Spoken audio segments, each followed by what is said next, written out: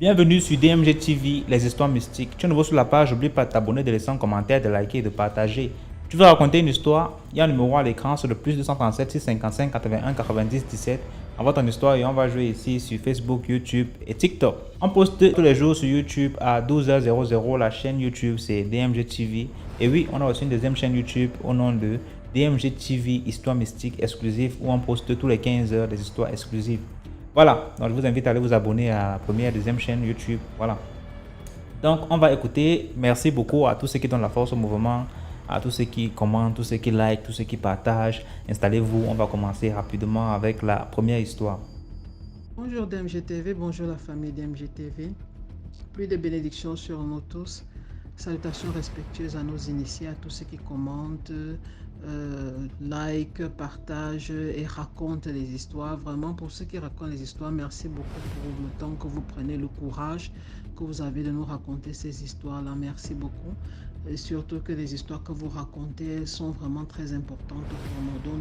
Et surtout, ne vous fâchez pas quand vous voyez souvent les commentaires taquins qui sont...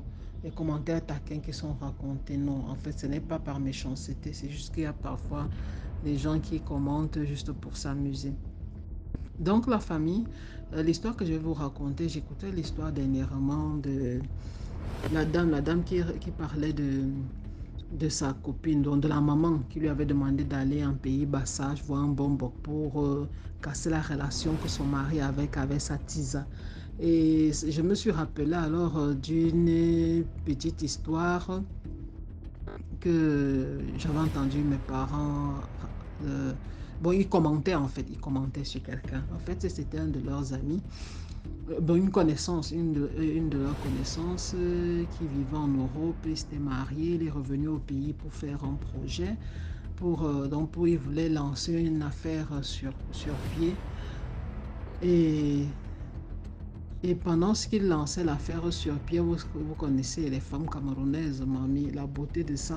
Bon, toutes les femmes africaines. Bon, je dis camerounaises parce que c'est au Cameroun. La beauté de ça. Les gars, est-ce qu'ils savent alors comment rester tranquille?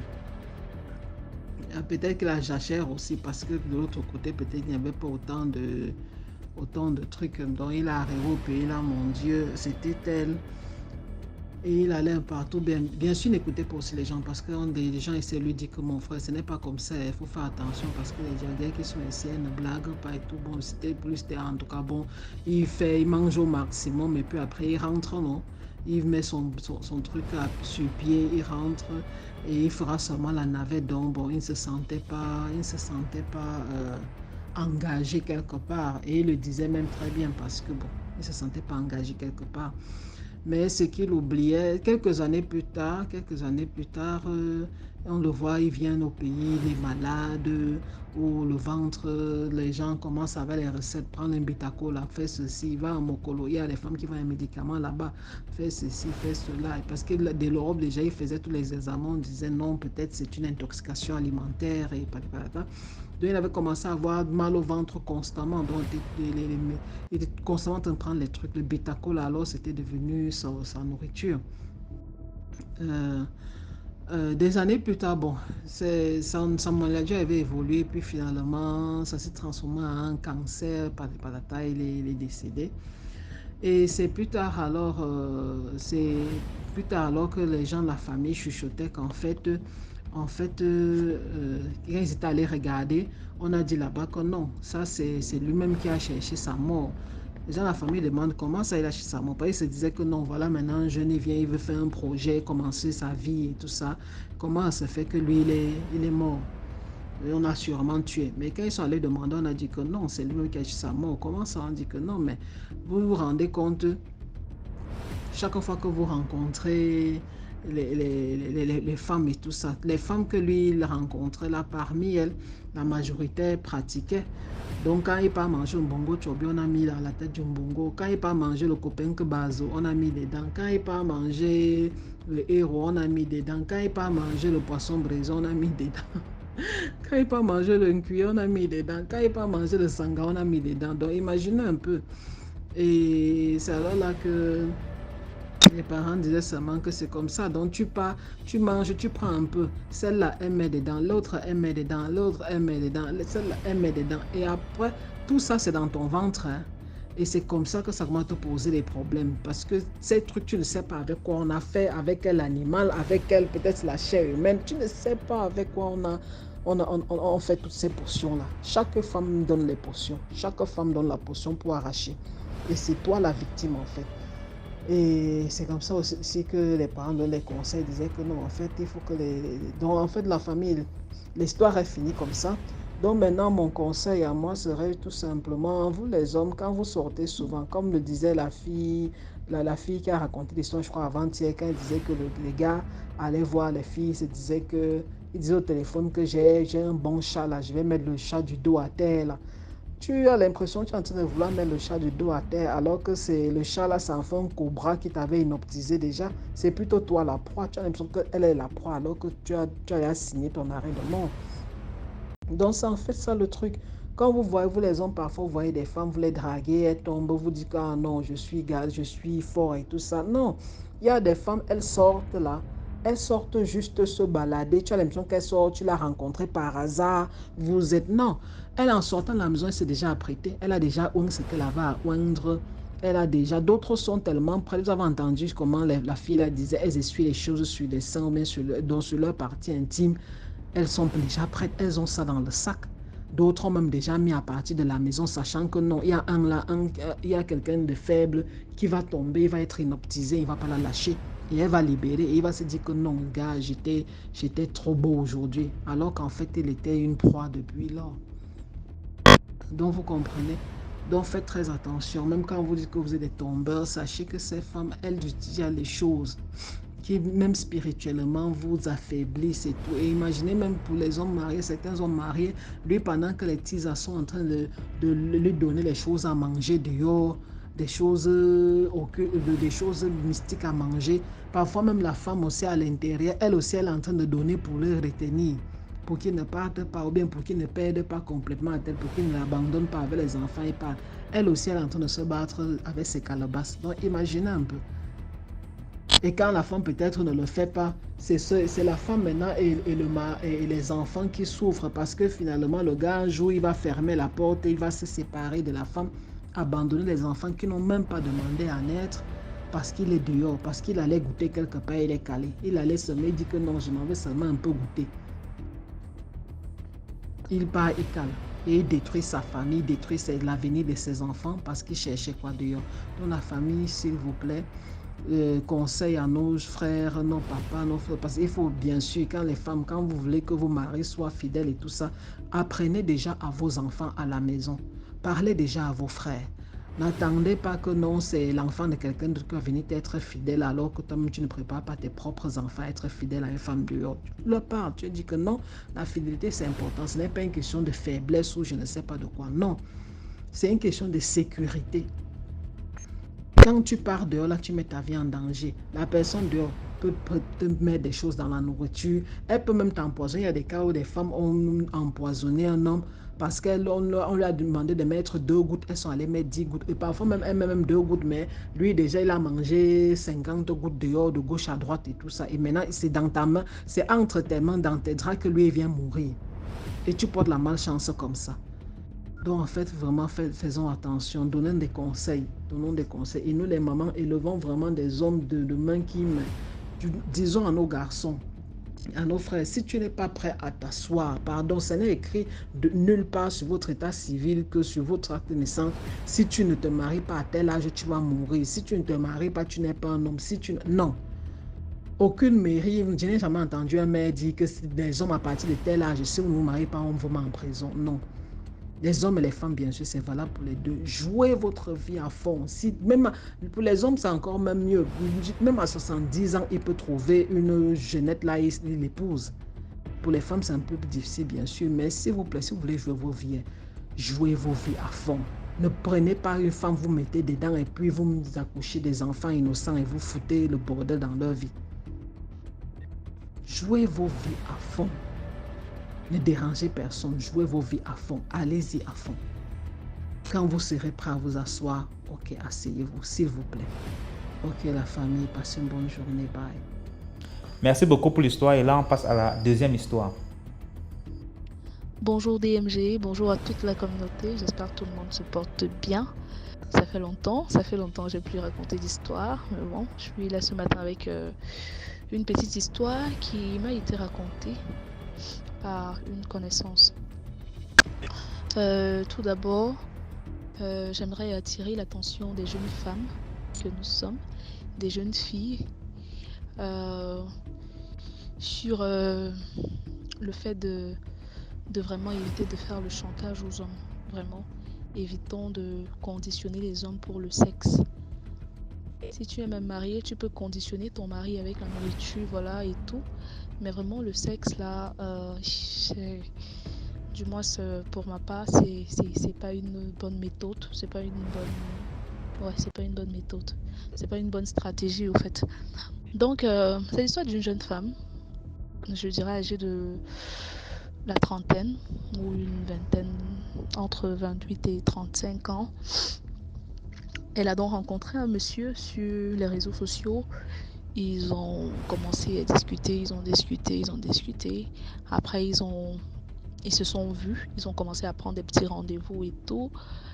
C'est comme ça, la femme demandait toujours des trucs, elle demandait des trucs, elle demandait, passait le temps. Je veux ci, je veux ça, je veux ça, je veux ci.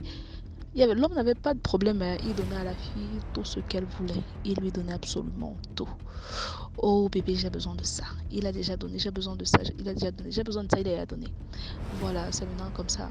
Quand l'homme chaque fois qu'il faisait des rendez-vous, elle insistait toujours que le rendez-vous soit dans des endroits publics et tout. Il y a une fois, l'homme m'a dit, mais ça fait presque 6 mois, 7 mois que nous sommes ensemble et tout. Moi, j'ai envie de toi et tout ce qui va avec. Voilà, depuis, tu fais que me faire dépenser, mais voilà, tu n'as encore rien fait et tout. Elle dit non, c'est une chrétienne, elle ne peut pas donner son corps à n'importe quel homme et tout et tout. Non, non, non. Si le gars veut coucher avec elle, il doit d'abord l'épouser. Le gars a dit, mais comment ça? Voilà, depuis 6 mois déjà, nous sommes ensemble. Je donne tout ce que tu veux, absolument tout ce que tu veux. Mais quand je demande, voilà, entretenir des rapports avec toi, tu me conditionnes et tout ça. Pourquoi est-ce qu'il faut qu'on se marie? Mais tu peux aussi attendre le mariage avant de manger mon argent et tout. Donc c'était un peu comme ça. La fille était, en tout cas, elle était vraiment décidée. Elle a pris tellement d'argent au monsieur, acheté des terrains, vraiment. C'était un monsieur qui avait beaucoup d'argent aussi, donc elle a dépensé. Mais chaque fois que le monsieur voulait, elle tournait. Finalement, le monsieur a dit ok, comme pour entretenir les rapports avec toi, il faut qu'on se marie, il n'y a pas de souci, je vais venir t'épouser. Donc c'est comme ça, le monsieur est donc venu. Il a fait la dot et tout ce qui allait. Il a épousé la fille. Ils sont allés à la mairie, je pense, au mariage, tout. Il a tout organisé parce que c'est quelqu'un qui avait beaucoup d'argent, donc ça ne coûtait rien. Donc tout s'est bien passé. C'est le jour maintenant, quand il a épousé, le même jour, ils ont entretenu les rapports et tout. C'est là le lendemain, le monsieur lui dit, donc ce n'est que pour ça. Pour ça que tu m'as fait tourner en boucle durant une année. Je pense à un an, 2 mois et tout ça. Bref, c'est à cause de ça que tu m'as fait tourner en rond comme ça. Donc il fallait que je t'épouse pour goûter ça. Et tout. Vraiment, c'est-à-dire, le monsieur s'est fâché et tout. Elle dit oui. En plus, c'était une fille qui n'était même plus vierge et tout ça. Donc voilà. Il a été vraiment déçu, le monsieur. Et tout. C'est donc comme ça, le lendemain matin, après la lune de miel, il s'est levé le matin, il est sorti comme s'il allait au travail et tout. Et il n'est plus jamais revenu. Entre-temps, 1 semaine, 2 semaines après, la fille est tombée malade. Voilà les asticots qui sortaient de sa partie intime. Bref, plein de choses bizarres, le mal de ventre et tout. Finalement, après 3 mois, la dame est décédée. Elle est décédée comme ça. Et le monsieur, lui, n'est plus jamais revenu. Il n'est plus jamais revenu. Donc, voilà. Jusqu'à aujourd'hui, personne n'a su expliquer ce qui s'était passé. Et le mariage, il a fait ça tout seul. Vraiment tout seul, comme il était tellement engagé et tout seul, peut-être avec quelques connaissances, voilà, quelques amis à lui qu'il avait.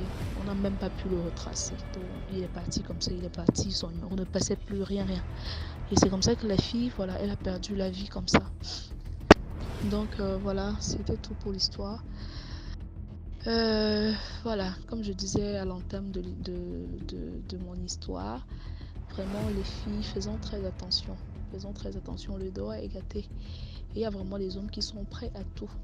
Le mariage, c'est bien, mais bon, c'est à quel prix vraiment? À un moment donné, si tu désires vraiment te mettre en couple avec quelqu'un, il faut confier cela à Dieu, il faut beaucoup prier. Il faut vraiment beaucoup prier. Parce que c'est pas toutes les personnes qui nous abordent, voilà, qui veulent notre bien et tout. Bon. Ça, c'est ma petite conclusion à moi, mais d'autres tireront leur conclusion. Mais vraiment, faisons très attention parce que le doigt est pourri gâté. On ne connaît jamais quelqu'un assez, donc. Merci DMG, merci à tout le monde. Bonne soirée. Merci beaucoup pour l'histoire. Maintenant, on passe à la troisième histoire. Bonjour DMG. Moi, je salue par rapport à l'heure à laquelle je fais mon audio. Maintenant, c'est les uns et les autres l'écoutent la nuit, le soir, bon, peu importe. L'important, c'est d'écouter le volume. Dans un premier temps, avant de raconter l'histoire, je tiens à te remercier. Un merci du fond du cœur pour tout le bien que tu es en train de nous apporter à travers cette chaîne. Vraiment infiniment merci. Que Dieu lui-même te le rende au centuple. Je ne cesse d'écouter tes histoires. Je les fais aussi écouter à mes enfants et j'essaie aussi de communiquer à mes collègues, mes connaissances, de partager ces histoires en les racontant moi-même ou bien en leur demandant de s'abonner à ta chaîne, de liker, de partager et de commenter si possible. En tout cas, une fois encore, une fois de plus, merci. Et que Dieu continue de t'éclairer, que Dieu continue de te donner la force, de continuer de nous édifier, de nous ouvrir les yeux, de nous faire prendre conscience de la réalité de la vie. Car c'est vraiment des réalités de la vie qui sont exposées à travers les histoires que les gens nous racontent. Et j'exhorte les uns et les autres à en tenir compte, car ceux qui n'ont pas vécu ne vont pas venir raconter. Ce que quelqu'un vient raconter aussi, ce sont des choses vécues. Ça n'arrive pas qu'aux autres. Ça peut nous arriver aussi. Donc si on les entend, si on entend ces histoires, c'est pour nous mettre en garde, pour que nous nous méfions, pour que nous ne tombions pas dans les mêmes pièges que les autres. Et ce que je retiens aussi à travers tout ce qui est raconté, c'est que c'est la prière, c'est la foi en Dieu, la confiance en Dieu, un Dieu suprême, en Dieu, la prière qui peut nous sauver, qui peut nous préserver de tous les dangers qui nous entourent.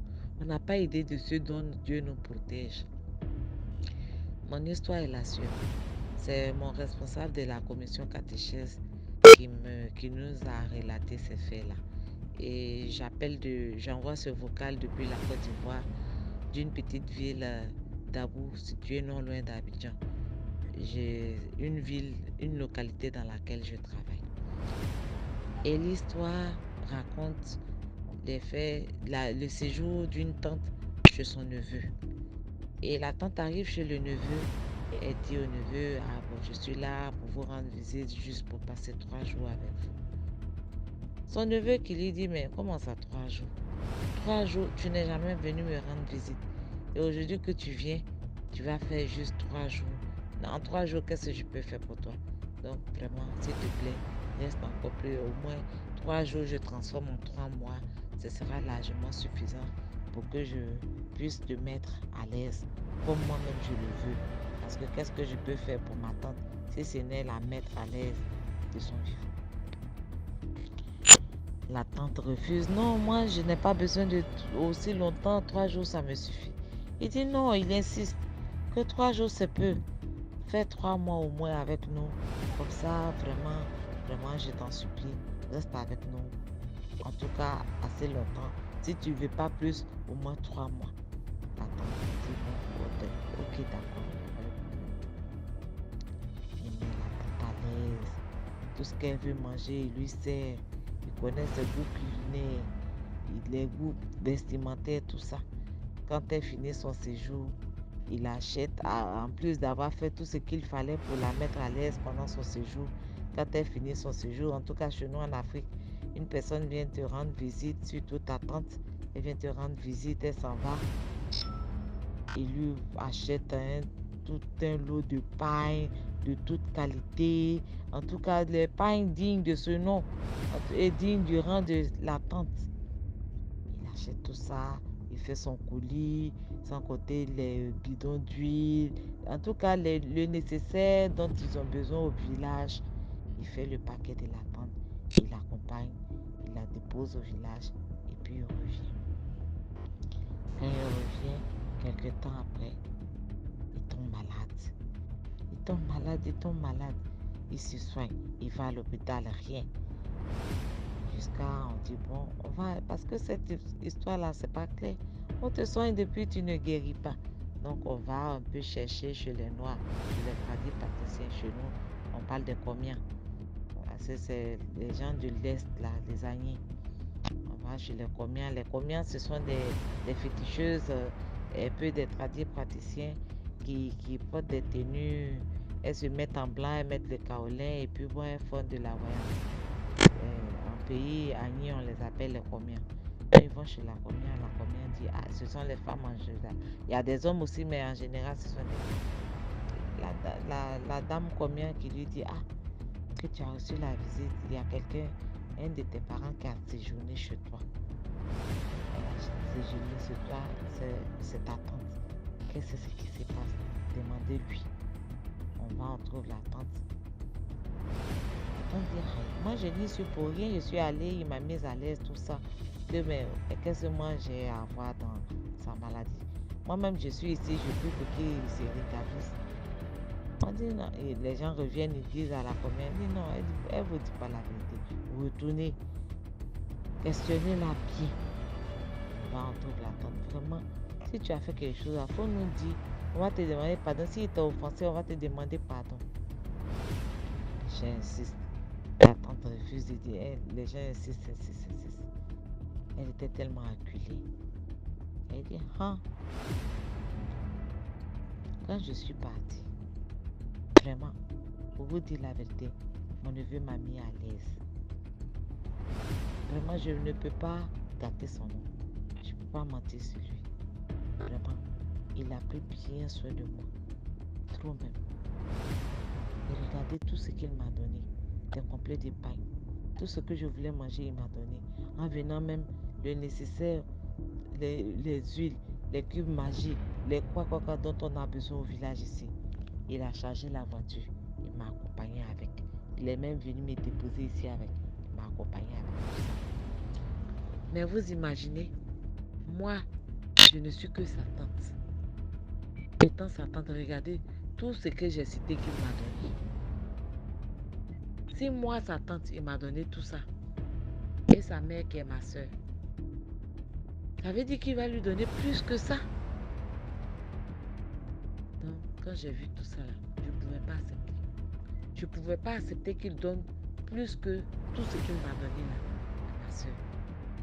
Donc, je dis bon, elle ne gagne pas, moi aussi je ne gagne pas. Et c'est pour cela que l'argent social. On dit mais, ce qu'il a fait là, est-ce que c'est mauvais? Elle dit non, ce n'est pas mauvais. Mais pourquoi ma soeur va avoir plus que ce que moi j'ai eu? Parce que s'il a fait tout ça là pour moi qui ne suis que sa tante, imaginez ce qu'il va faire pour sa maman. Et pourquoi?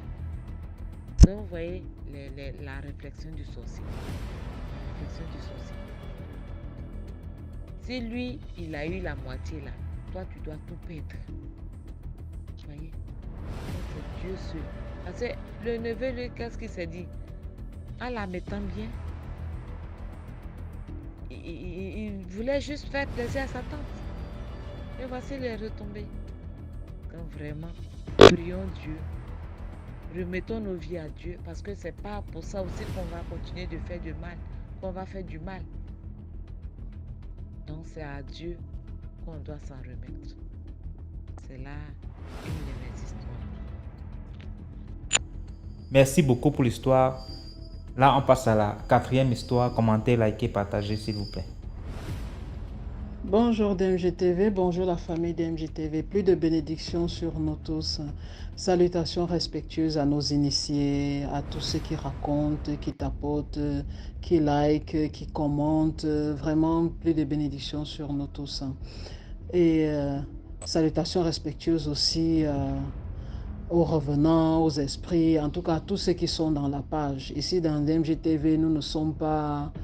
Nous respectons tout le monde et malgré peut-être des commentaires parfois taquins, ce n'est pas par méchanceté, s'il vous plaît, ne vous fâchez pas. Et nous respectons vraiment toutes les histoires et nous remercions vraiment tout le monde pour le courage qu'ils ont de monter sur la page et raconter leurs histoires. Ces histoires sont vraiment très importantes pour nous. Vraiment, ça nous aide dans notre évolution spirituelle. Merci beaucoup DMG. Donc, l'histoire que je vais vous raconter, c'est en écoutant, aujourd'hui nous sommes le dimanche 4 août, c'est en écoutant les 3 derniers épisodes de samedi, 3, vendredi, jeudi, là jusqu'à mercredi, même 4 derniers épisodes, que je me suis souvenu d'une histoire. Parce que vous savez, parfois on suit une histoire, on se souvient de quelque chose. Moi maintenant, pour ne plus oublier, je fais un voice. Je fais un voice pour ne pas oublier, un voice rapide là. Alors, ça c'est l'histoire d'une de nos copines en fac ici en Europe.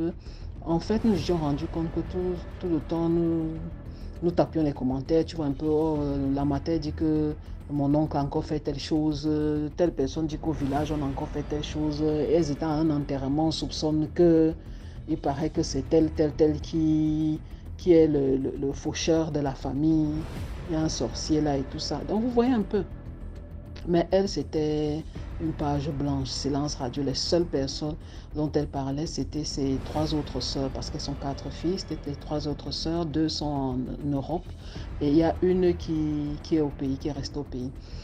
Alors elle ne parlait que d'elle. Et très peu, du style, bon, ma sœur, son enfant a fait ceci. Donc, ce n'était pas... Nous, on versait seulement, vous vous rendez compte. Alors, c'est ainsi qu'à force de lui demander souvent que mais c'est comment, parce que nous savons que leurs parents étaient tous les deux décédés, mais c'est comment, c'est comme ça qu'un jour elle a décidé de se confier en nous et nous dit qu'en fait her mind was reset. They had a mind reset. Leur cerveau avait été reprogrammé. Leur cerveau avait été reprogrammé par un événement qui les avait choqués brutalement et profondément. Dont leur cerveau avait été reprogrammé sur vraiment sur la vie, sur l'existence. En fait, qu'est-ce qui s'était passé? C'est une de leurs cousines qui leur avait envoyé un audio qui avait été fait à l'insu de leur mère. En fait, leur mère était sur son lit d'hôpital. Je ne sais pas si c'est à l'insu ou pas. Leur mère était sur son lit d'hôpital et elle parlait et la cousine, ce qui sortait de la bouche de leur mère, la cousine avait décidé d'enregistrer pour vraiment avoir des témoins. Que gars, le style, si moi je vais pas aller ouvrir ma bouche pour raconter l'autre si, que chacun entende avec ses propres oreilles. Et qu'est-ce que l'audio, c'était quoi? En fait, je vais vous dire en gros, parce que je vais résumer, j'ai pas envie de raconter comme elle racontait, c'était très long, je vais résumer. En fait, dans leur famille, elles sont 4 filles, leur papa était décédé. Et après le décès de leur maman, quelques années après, elles avaient remarqué que leur maman avait commencé à fréquenter un certain groupe de femmes, un groupe de femmes que leur papa n'aimait pas. Donc elles disaient que du vent de leur papa, il y avait même beaucoup de discussions par rapport à ça. Leur papa avait demandé fermement à leur maman, ils ne voulaient même pas qu'elle ait des contacts avec ces femmes-là, peut-être à la limite bonjour, bonsoir, parce que certaines appartenaient à certaines réunions, elles se rencontraient, ou bien il y avait d'autres qui venaient à leur église. Donc c'était juste bonjour, bonsoir, comment ça va? Et pourquoi? Elle dit que en fait elle avait suivi plusieurs fois à la maison les discussions, leur papa. Ce qu'elles avaient compris, les enfants, c'était que ces dames-là n'avaient pas une très bonne vie. Il y avait parmi les femmes mariées, divorcées, veuves et tout ça. Mais c'était les femmes, ce sont les femmes puissantes, elles sont les femmes fortes, là, parmi les femmes fortes du pays, dans l'administration, dans les trucs et tout ça. Et ces femmes, par exemple, celles qui étaient la majorité, elles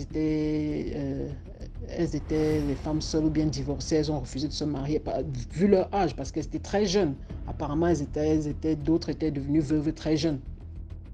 Elles avaient refusé de se remarier, mais elles avaient des enfants avec des têtes, certaines têtes. Elles vivaient vraiment des vies pas possibles, des vies de luxe, des villas qui leur appartenaient, de belles voitures, les derniers modèles et tout ça. Donc vous comprenez un peu. Alors, et selon ce que nous on entendait, c'est aussi qu'elles avaient de gauche à droite les gars, non? Les hautes têtes. Alors, c'est ainsi que, donc c'est ce qu'elles avaient compris de ces femmes-là, du pourquoi est-ce que leur papa ne voulait vraiment pas que leur mère soit avec elle. Maintenant, pendant les années plus tard, alors après le décès de leur papa, ce qu'elles remarquent, c'est que quand, par exemple, elles sont en train de causer avec leur maman dit que, il y a telle personne qui vient de partir, là, elle m'a apporté telle chose. Comment ça, elle est venue à la maison? Oui, elle est venue à la maison. Dis donc, c'est quoi? C'est quoi, elle est venue à la maison? Ce n'est pas ma maison. J'ai besoin de demander la permission avant de faire venir quelqu'un ici et tout ça. Et c'était comme ça l'une de ces femmes-là. Ou bien peut-être elles sont en mariage, elle est en train de filmer en montrant la salle. On voit par exemple elle est assise à la table avec ces femmes-là. Je dis que, mais n'est-ce pas avec que tata telle et tata telle sont au mariage? Tu ne marches plus avec elle. Ah, dis donc, laissez-moi tranquille. À la table, cette table-ci, il y avait la place. Je me suis assise où il y avait la place. En fait, c'est que ces femmes-là, quand elles arrivaient quelque part, elles imposaient parce qu'elles avaient les doigts, elles avaient la prestance, entre guillemets, et tout, c'est le pouvoir. Alors, comme elle dit que comme leur matière, elle était mamie bling bling. Je dis que si tu as même un projet, tu lui dis un peu que j'ai un projet. Avant même que tu ne commences même à mettre ton projet sur papier, elle est en train de raconter à qui veut l'entendre ton projet. En fait, c'était ça. Alors, ce qu'elles comprennent alors, c'est qu'en fait, leur maman, les femmes là, lui ont proposé d'entrer dans leur réunion parce qu'elles appartenaient déjà à d'autres réunions comme ça en détail. Mais entre elles, elles avaient formé un groupe, apparemment un groupe privé, et elles avaient leur propre réunion. Et alors, qu'est-ce qui se passait?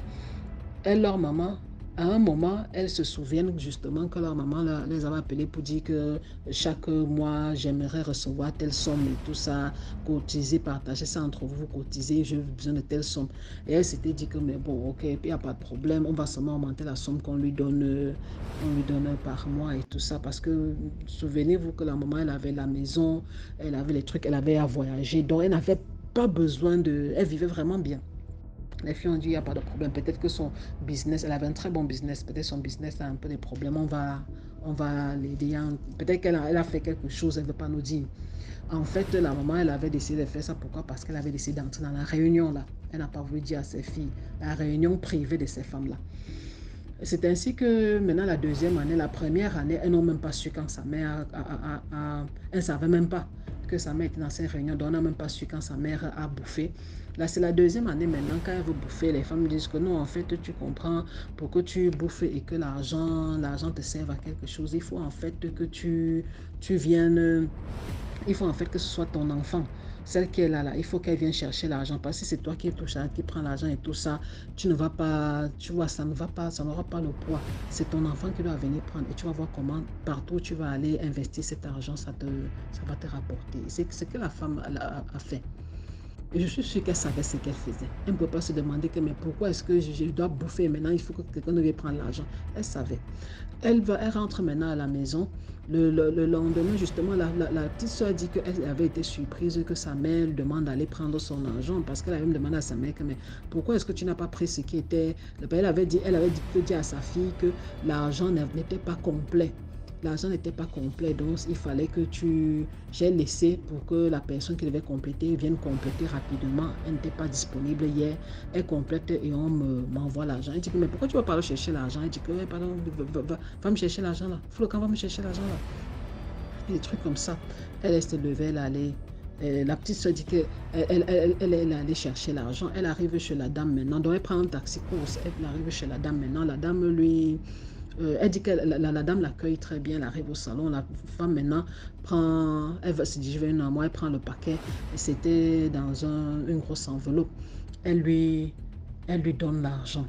Elle avait apporté un petit sac truc là pour mettre à l'intérieur. Elle lui donne l'argent. Donc pendant qu'elle tend l'argent, quand la jeune fille tend la main, prend l'argent tombe des mains de la femme. Elle alors se baisse rapidement pour prendre l'argent, n'est-ce pas? Parce que chez nous, on va dire que c'est manque de respect, même si ce n'est pas tombé de tes mains, mais c'est de ta faute.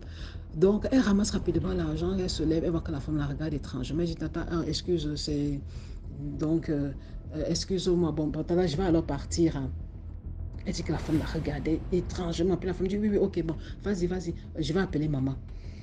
Elle met l'argent dans le sac qu'elle avait apporté là. Elle met dans le gros sac, le gros sac là qu'elle avait apporté. Elle part.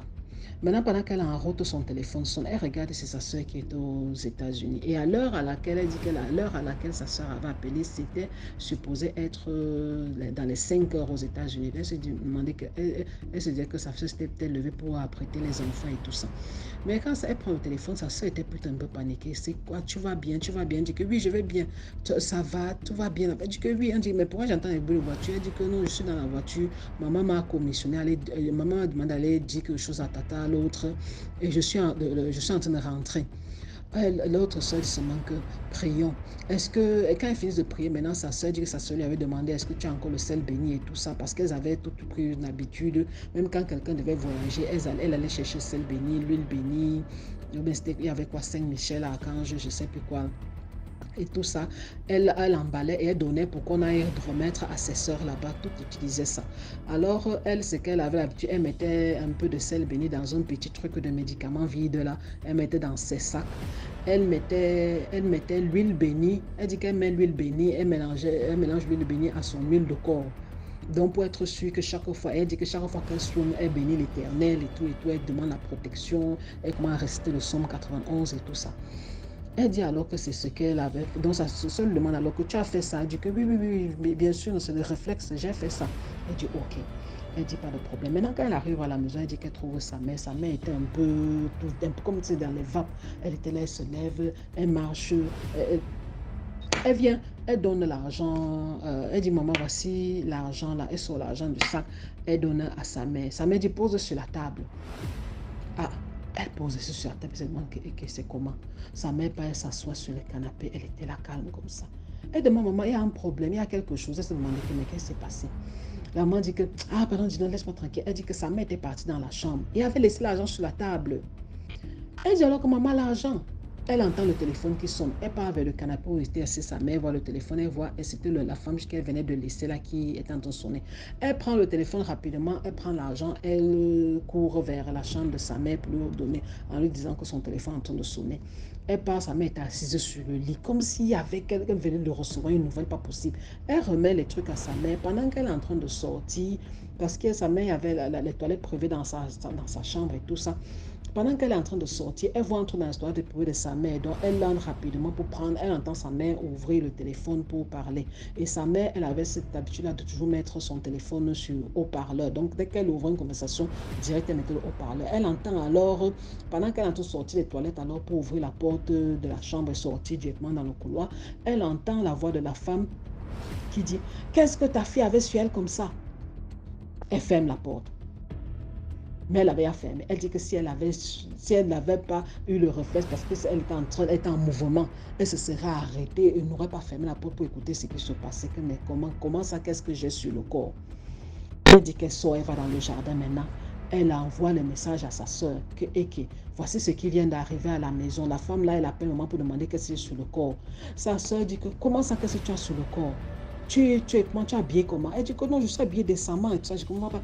La femme dit, sa soeur dit alors que elle est vaincue au nom de Jésus. Si c'est que ces femmes-là sont en train de chercher quelque chose derrière les enfants de notre mère, si elles sont en train de chercher quelque chose derrière nous ou bien derrière notre mère, elle est vaincue. Elle s'est mise à bavarder. Et bon, elle a appelé. Tu dis que quoi? Donc c'est comme ça alors qu'elle est en train de parler. Tout ça. Maintenant, la fille dit alors que Ce qui est arrivé là, elles ont dit, et puis le temps est passé. Donc en fait, le truc, c'est que c'est vers la fin qu'elles ont fait les connexions. Chacune a dit, voici ce qui s'était passé, voici ce que j'avais remarqué, voici ce que c'est à ce moment-là qu'elles ont commencé à faire, après avoir suivi l'audio, qu'elles ont commencé à faire les connexions. Parce qu'en fait, ça se passe sur une longue période au point où tu ne te rends pas compte de ce qui est en train de se passer. C'est quand ça explose que tu te dis que quoi? Donc, c'est ce qui se passait. En fait, j'avais vu comme un truc de puzzle. Tu vois un morceau là-bas, tu vois un morceau, tu ne comprends pas. C'est quand tout se met en place que tu dis, putain, c'était ce qui se passait. Donc, c'est ainsi, la fille dit que c'est ainsi alors que elle, que ça a pris presque une année pour que leur mère avait toutes des petites maladies. Oh, elle a mal aux yeux. Oh, son pied, à un moment, c'était comme si son pied avait brûlé. Mais pas que, ça n'avait pas brûlé, mais c'était comme si des taches noires, des trucs comme noirs, là, comme si ça avait brûlé. Je me demande, mais comment ça? Oh, c'est telle chose. Elle dit que des petits bobos comme ça, au point où sa mère était alors une petite toux qui avait commencé, et puis ça l'a envoyé comme ça à l'hôpital, et puis elle a commencé à agoniser. Et c'est ainsi alors que la maman alors a raconté aussi sa partie, comment on l'a amenée à la réunion, on lui a dit que c'est sa fille qui devait prendre. Mais c'est que, j'ai oublié un truc. En fait, pendant cette période-là, quelques semaines après qu'elle ait pris le paquet, là, qu'elle ait ramené le paquet, la petite sœur précise qu'un jour, donc elle avait dit à ses sœurs que voilà ce que la femme l'a dit, que qu'est-ce que j'ai sur moi comme ça, la seule chose que j'ai sur moi, je me suis oint avec l'huile bénie et tout ça. Elle dit que ses sœurs avaient alors dit, ok, il faut qu'on fasse au moins une semaine de jeûne et prière, du lever du soleil au coucher, voici les psaumes qu'on va lire et tout ça. Et elle dit qu'à cette période-là, il y avait un autre événement qui était arrivé, qui avait attiré son attention. Un jour, elle est à la maison, c'est l'une des femmes là qui arrive à la maison, elle avait la nourriture, elle avait apporté la nourriture. Elle dépose à la cuisine, maman, elle va, elle appelle sa maman vient au salon, elle salue et tout ça, elle reste, elle cause un peu. Et puis sa mère dit que met la nourriture qu'elle a apportée à table. Elle vient, elle sert, elle arrange bien. Elle rentre dans la cuisine, elle termine ce qu'elle est en train de faire. Sa maman, parce qu'elle était en période de jeûne, donc généralement elle faisait les trucs, elle fait à manger, tout ça, elle apprête aussi les trucs avec lesquels elle va casser le jeûne le soir. Sa maman lui dit, mais tu n'as pas mis ton plat ici. Elle disait alors, elle lui avait dit que non, elle n'avait pas mis, elle est en train de jeûner. Comment ça, tu es en train de jeûner? Tu jeûnes, tu jeûnes sans m'avertir. Comment ça, tu es en train de jeûner? Tu jeûnes depuis quand? Elle dit non, maman, il y a quelques jours, il restait quelques jours seulement. Nous sommes en train de jeûner en fait tous ensemble. Comment ça vous jeûnez? Vous jeûnez pourquoi? Donc nous, vos parents, nous on s'en va maintenant à l'église. Maintenant vous venez, vous faites comme si vous ne connaissez plus que nous. Elle dit que sa mère, en fait, ce qu'elle racontait, ça n'avait pas trop de sens. Elle ne comprenait pas. Elle a dit non, maman, attends, bien sûr, je vais manger, non. Elle dit que, donc, elle apporte comme ça, manque de respect, elle apporte la nourriture pour partager avec nous. Mais tu refuses de manger. Elle dit que non, je ne refuse pas de manger, mais je ne vais pas manger maintenant. Je vais casser mon jeûne avec quand j'aurai fini. Je ne vais pas manger. Je vais manger. Et elle dit seulement que mon Dieu, là, ce que la femme l'avait apporté, c'était un héros, un plat de héros avec le couscous de watafoufou et le couscous de tapioca. Un plat de héros mal élevé. Les pieds avaient plus de viande que de légumes. Ça sentait bon. Elle dit qu'elle n'a jamais senti un pareil héros. Ça sentait bon. Que franchement, ce jour-là, c'était grave. Pour pouvoir tenir son jeûne, c'était grave. Ça sentait, mais sa mère s'était fâchée. Non, voilà, elle apporte. Pourquoi? Je suis ta mère. C'est moi qui ai autorité devant Dieu sur toi. Si tu peux casser le jeûne aujourd'hui, demain tu vas continuer. Ça veut dire quoi? Viens t'asseoir à table. Elle dit non, maman, s'il te plaît, je peux m'asseoir avec vous, mais je ne vais pas manger. Je vais manger, je vais casser. Tata, s'il te plaît, excuse-moi. Je n'avais pas dit que je jeûnais. Elle s'excusait même pour les trucs qui n'avaient pas de sens. Excuse-moi, on n'a pas dit que je jeûnais, mais après là, je vais manger. C'est ainsi alors que donc c'est quand elles ont écouté l'audio de leur mère qu'elle a compris pourquoi est-ce que sa mère s'était tellement fâchée qu'elle n'ait pas partagé le repas. Parce que leur mère dit que en fait, le fait qu'elle avait, l'argent était tombé entre ses mains, elle était tombée. Le fait que l'argent était tombé, apparemment elle avait une protection, un truc comme ça, dont la femme là ne lui avait pas remis directement l'argent en main. Cela voulait tout simplement dire que si elle avait pris l'argent, c'est elle qui partait travailler pour sa mère, pour la rendre riche. Maintenant, comme elle n'a pas pris, c'est sa mère qui allait y passer, qui allait rester sur le carreau. Alors les femmes là ont décidé qu'elles allaient faire, il y avait un autre rite qu'elles devaient faire. Et elles devaient faire une nourriture spéciale qui devait être partagée entre la maman et la fille et la censeur, parce qu'apparemment la femme qui était venue là, c'était la censeur de la réunion.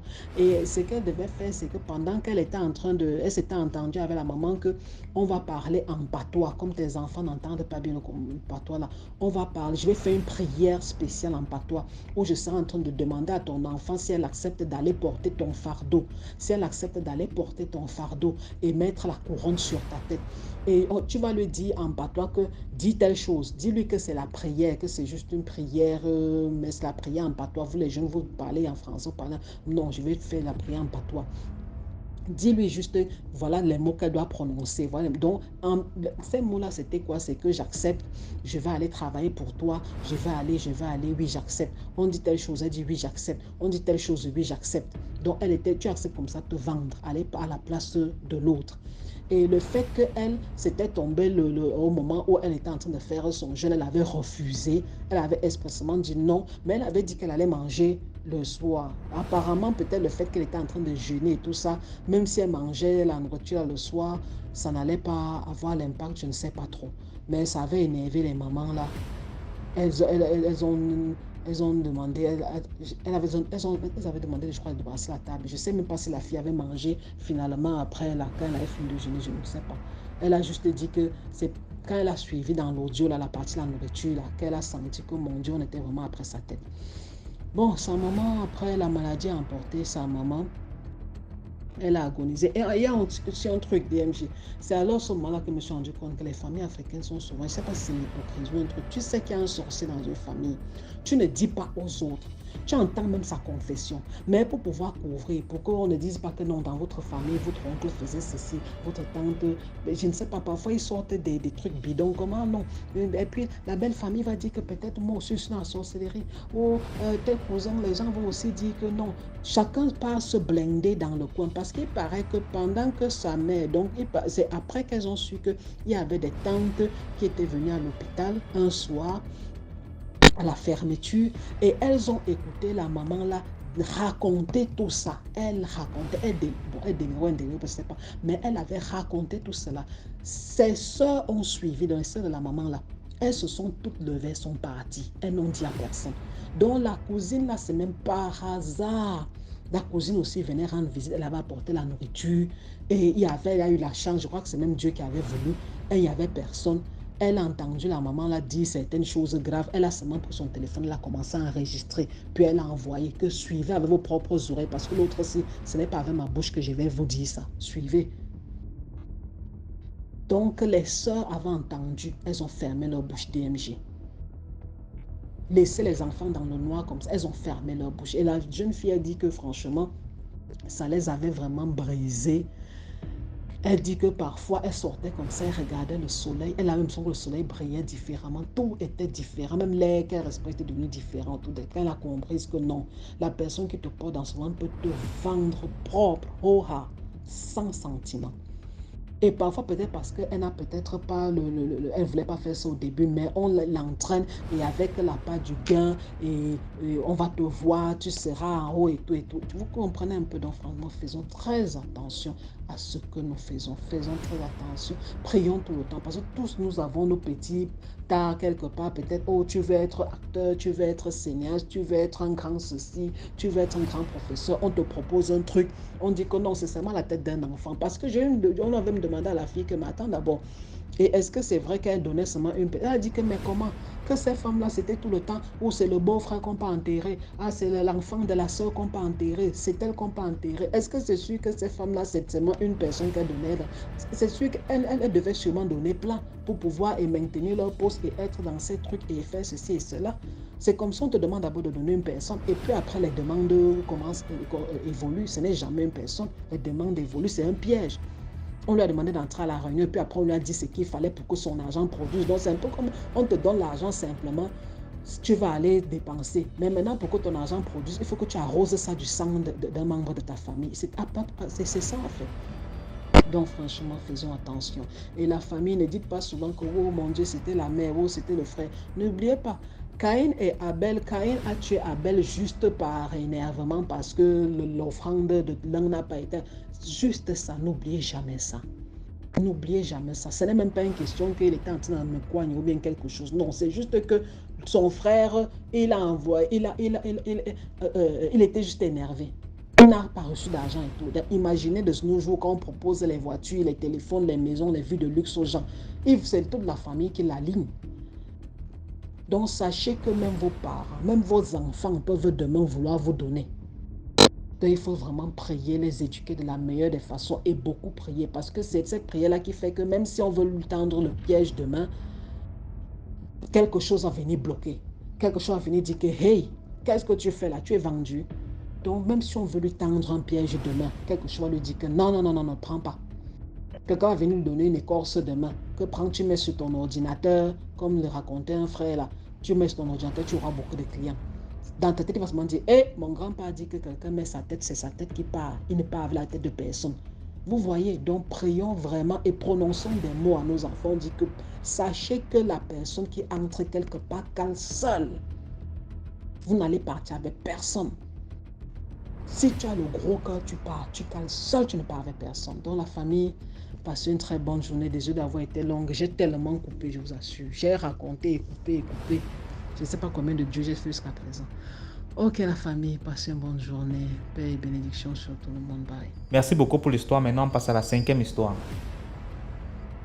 Bonjour DMG, j'espère que tu vas bien et bonjour à toute la population DMG, likez, partagez, mais surtout commentez. Et j'aimerais réellement que vous me donnez votre point de vue par rapport à cette histoire et franchement, j'aimerais vraiment votre point de vue. Donc si vous pouvez m'aider, à comprendre ce qui se passe et tout. Ok, je me lance. Déjà, bon, il m'arrive parfois de faire des rêves qui se réalisent. Franchement, ça me fait un peu flipper, mais bon, je prends ça comme ça. Un jour, j'ai rêvé, vu que je suis une Camerounaise et je vis avec mon enfant, un seul enfant bien sûr. Un jour, j'ai rêvé, j'étais chez moi, je dormais avec mon enfant, j'ai rêvé. J'étais en train de monter les escaliers de ma maison, vu que je vis à l'immeuble 3e niveau. J'étais en train de monter les escaliers pour rentrer chez moi. Et les escaliers du chez moi est un peu sombre. Il n'y a pas de lumière, c'est un couloir et tout. Tu montes, il n'y a pas de lumière, c'est trop fermé en tout cas. Maintenant, quand je montais, j'ai aperçu 2 gorilles. Un gorille noir à ma gauche et un gorille blanc à ma droite. Donc, quand j'ai vu ces gorilles-là, j'ai fait semblant, genre comme si je n'avais pas vu tout, rien. Donc, j'ouvre la porte, j'entre à l'intérieur de ma maison. Il paraît qu'il y avait une petite réunion, je ne sais pas trop, vous savez comment ça se passe seulement dans les rêves. J'entre, je reste au salon. La réunion se passait entre mes soeurs, que nous sommes 5, entre mes soeurs, frères et moi, mon fils et nos enfants. Alors, on était en train de parler de je ne sais quoi et tout. Après, les 2 gorilles se mettent à faire des bruits. Ils ont cassé la porte. Nous étions toujours là, en panique et tout. Ils ont cassé la porte, ils sont entrés. Maintenant, quand ils sont entrés, ils ont pris le couteau. Ils voulaient égorger mon enfant avec. J'ai directement... donc, j'ai barré. Et quand j'ai barré, le couteau m'a prise. Donc, du coup, les gorilles en question, ils m'ont poignardé. Je me suis baignée dans une mare de sang et mon âme est sortie. Je flottais en haut et puis mon corps était en bas. J'ai aperçu mes soeurs, mes frères en train de pleurer, en train de me réveiller et tout. Et mon fils, et mon enfant aussi à côté et tout. Mais non, directement, je me réveille. Quand je me réveille, j'ai une amie à moi qui est...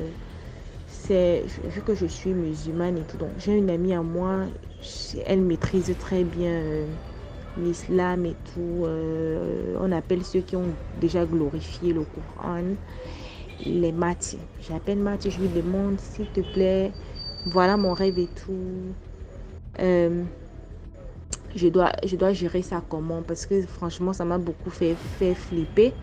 Et généralement, chez nous, les musulmans, quand tu fais un rêve à partir de 1h, 2h, 3h du matin, ce sont des rêves qui sont un peu réels et qui risquent parfois de se réaliser.